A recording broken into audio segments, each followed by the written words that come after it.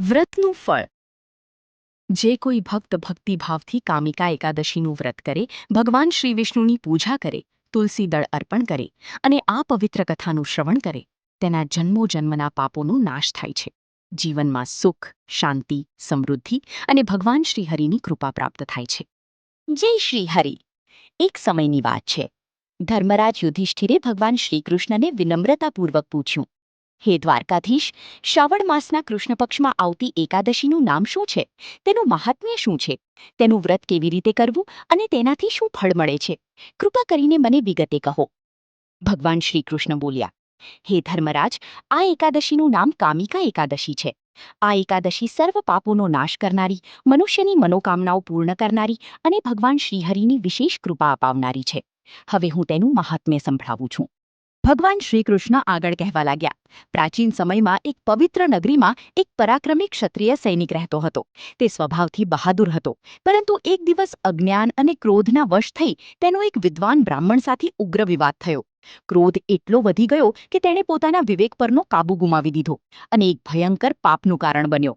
ક્રોધમાં આવીને ક્ષત્રિયના હાથે બ્રાહ્મણની હત્યા થઈ ગઈ. આ ભયંકર પાપને કારણે સમગ્ર ગામમાં તેની નિંદા થવા લાગી. બ્રાહ્મણોએ તેની સમાજમાંથી બહાર કાઢી મૂક્યું. કોઈ તેના ઘરમાં જતું નહોતું, કોઈ તેની સાથે વાત કરતું નહોતું. તેને જ્યાં જતો ત્યાં અપમાન અને તિરસ્કાર મળતો.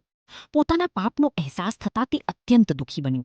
એક દિવસ તે જંગલમાં રહેતા એક મહાન ઋષિના આશ્રમમાં ગયો અને તેમના ચરણોમાં પડીને બોલ્યું, હે મુનિ શ્રેષ્ઠ, મારાથી અજાણતા ભયંકર પાપ થઈ ગયું છે. હવે હું આ પાપમાંથી કેવી રીતે મુક્તિ મેળવી શકું? દયાળુ ઋષિએ ધ્યાન કરીને કહ્યું, હે પુત્ર, પાપનું પ્રાયશ્ચિત તો શક્ય છે. તું શ્રાવણ માસની કૃષ્ણ પક્ષની કામિકા એકાદશીનું વ્રત કર. દિવસભર ઉપવાસ રાખજે. ભગવાન શ્રી વિષ્ણુનું ભક્તિપૂર્વક પૂજન કરજે. તુલસી દળ અર્પણ કરજે.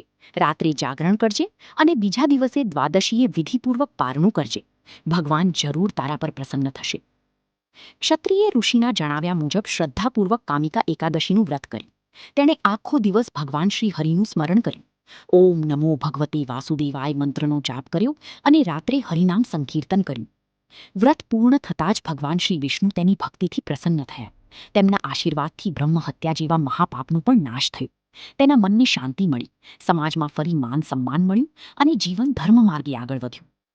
ભગવાન શ્રી કૃષ્ણે યુધિષ્ઠિરને કહ્યું, હે રાજન, કામિકા એકાદશીના દિવસે ભગવાન શ્રી હરિને તુલસી દળ અર્પણ કરવાનું વિશેષ મહત્વ છે. આ દિવસે તુલસી પૂજન કરનારને હજારો યજ્ઞ, તીર્થ સ્નાન અને દાન જેટલું પુણ્ય પ્રાપ્ત થાય છે.